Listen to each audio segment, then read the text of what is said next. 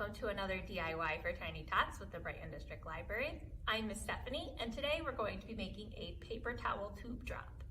So it's a very simple activity to do with your little one.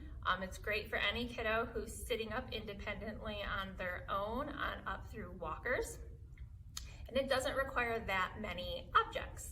Now, the library will have a few kits available when this video releases at the youth services desk. If you would like to pick one up, you'll be able to get some of the supplies for it.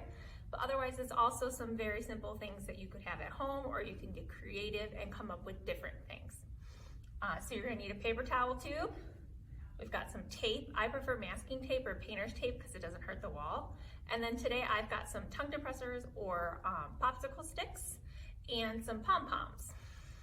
So it's really simple. You're gonna tape this to the wall, and you're gonna tape it depending on whatever your kiddo's height is. If they're gonna be sitting on the floor, you wanna make it within reach for them. If they're standing and walking, you can put it a little bit higher. If you want them to reach up on their tippy toes to get it in there, you can.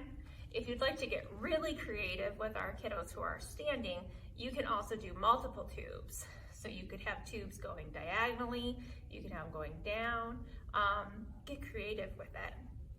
You can also do the different ones off to the sides and things like that and make kind of like a whole wall of paper towel tubes.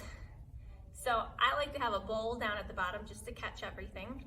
I do have to preface that this activity does involve choking hazards, so please supervise your little ones when doing this. We don't want anybody to accidentally stick a pom-pom up their nose or eat it.